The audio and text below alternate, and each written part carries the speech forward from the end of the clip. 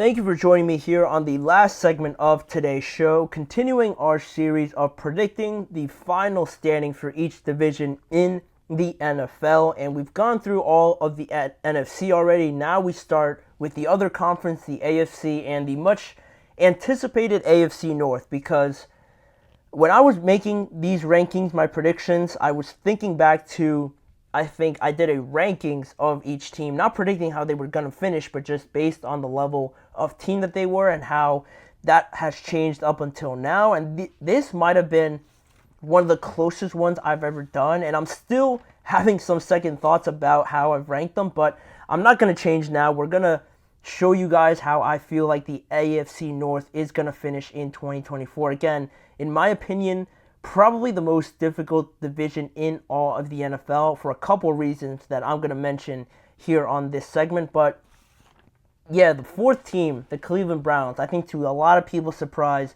I have them finishing last, and that just boils down to the fact of my doubts over Deshaun Watson. It's insane to think about Deshaun and just a few years ago, 4 years ago, thinking back to when everybody was in that bidding war for him, and him getting the most guaranteed money ever in the NFL. And now to find ourselves at this point with him having doubts about his injuries, whether or not he can regain some of that momentum, or whether or not we can see some of that Houston Deshaun Watson that the Browns paid for and that they traded so much for. I think it's teetering right now on the brink of being considered one of the worst trades in NFL history, just again for the plain fact that the Browns gave up so much for him in terms of money, obviously. And you look at all those picks that they gave the Texans, right? And having it turn out to Will Anderson, C.J. Stroud, Tank Dell, Joe Mixon, and all these guys, Christian Harris as well. I can't forget about Christian Harris. But having it turn into all of their basically brand new team that they have, a very good contending Texans team now, and you look at what the Browns got on the other side of it, I think it's right now teetering on the brink of being considered one of the worst trades ever if Deshaun doesn't show you anything this year, just because over the last 2 years he's dealt with injuries, and I know that's something that obviously nobody wants to face, right, in the NFL as a player, but it is something that has happened. And even when he has played,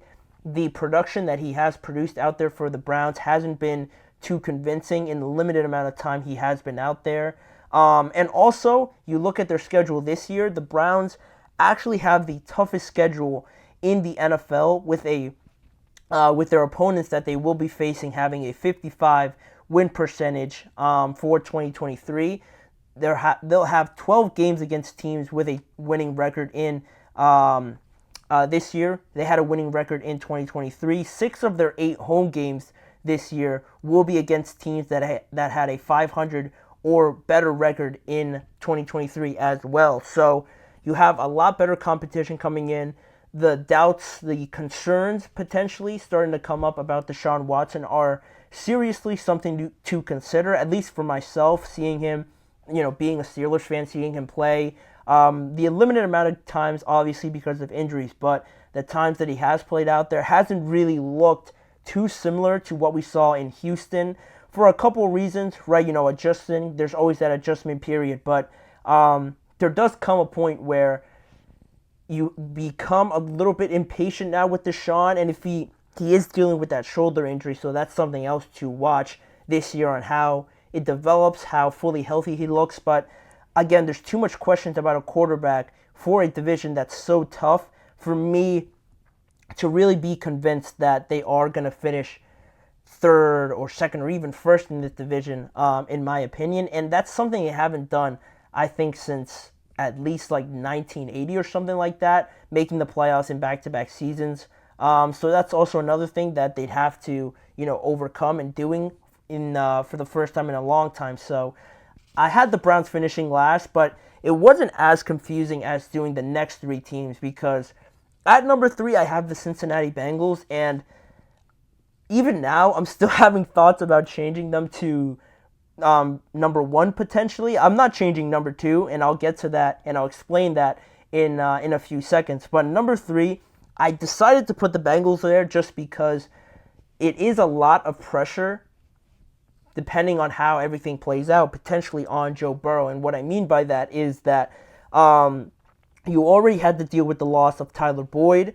Joe Mixon's now gone. T. Higgins looks to be on the last year of his deal. And Jamar Chase, nobody knows if he's going to play. Is he going to hold out? Are they going to extend him? If you, for some reason, don't have Jamar Chase, you look at the weapons that Joe Burrow has at his disposal. Yeah, they feel good about Andre Iosivas and Jermaine Burton, who's a rookie, but they haven't really shown you anything yet to really consider them a guarantee that they're going to step up for anybody mentioning Jamar Chase or T. Higgins or anything like that. You have T. Higgins as the one guarantee playmaker from that Super Bowl team. So to have everybody else be a question mark, even Jamar Chase, I think if you want to talk about available weapons and wide receiver rooms, you look at their receiver room without Jamar Chase potentially, and it doesn't look that much better than the Steelers, for example, right? Everyone always saying that they only have George Pickens. If the Bengals only walk out there week one with just T. Higgins, there's not much difference in terms of quality available weapons that you have for the Bengals, Joe Burrow, and the Steelers with Russell Wilson. And on top of that, they are looking on the other side of the ball for a starting defensive back outside of Mike Hilton and Cam Taylor-Britt. It could be between a couple guys there, Dax Hill being one of them. So how they decide to line up with either one of them is still a question.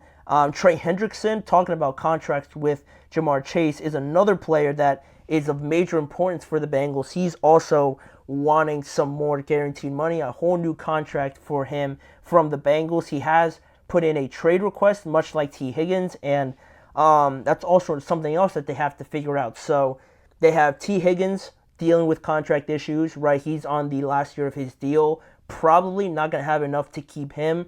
Then Trey Hendrickson. Now Jamar Chase is also holding in and not practicing. So those are three of your most important players feeling unsure of their contract situations and now affecting their playing ability on the football field. And I just think it's a lot on Joe Burrow, who you can't fail to mention is coming off of a very odd wrist injury. He has a history of dealing with a lot of injuries already, so it doesn't take away from how great he is, obviously, on the field. You know, he's dealt with a lot of injuries compared to Deshaun Watson, also dealing with some injuries himself, and in the time that Joe has played, he has very convincingly been one of the best quarterbacks in the NFL. So without any of these other guys being guarantees right now, it does make me worry about Joe and whether or not it's just too much for him coming off of this injury. Of course, he'll never say that it is, but with that urge to win, that drive to win, I feel like it could lead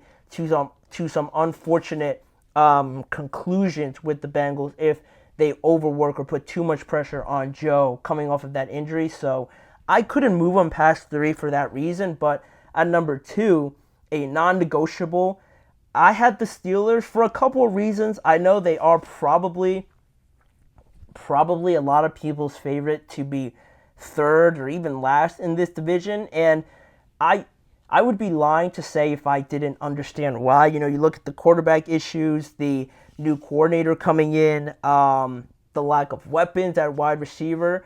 It's looking more and more reasonable to put them lower than number 2, but I can't put them lower than number 2 because of the fact that last year they finished with 10 wins and they were cycling through 3 quarterbacks that were worse than the quarterbacks they currently have on their team right now. And not to mention not only that, but they got better by adding a guy like Patrick Queen. They are projecting a lot of success to come from their young players. You look at Troy Fautanu, their starting center, Zach Frazier now also. Young guys that they're starting at very crucial positions. That is something that they're projecting to work out for them, so that is a concern. But at quarterback, I can't say that they got worse. It is a question still, but they definitely didn't get worse, and they got 10 wins last year. Mike Tomlin, one of the best coaches in the NFL. Coaching certainly matters when trying to decide in this situation who will finish on top of any other team. So having Mike Tomlin there, I think, benefits them greatly. And their schedule is the 3rd toughest in the NFL. So that is a concern as well again. But they don't have a division game until week 11, which is good and bad, I guess you could say, in a sense, right? The first half of your schedule isn't something that is considered too hard for some of the games that you play, but after that, the last weeks where you play all of your divisional matchups, and then on top of that, the Chiefs and the Eagles in those last couple 7 to 6 weeks there at the end of the season are going to be crucial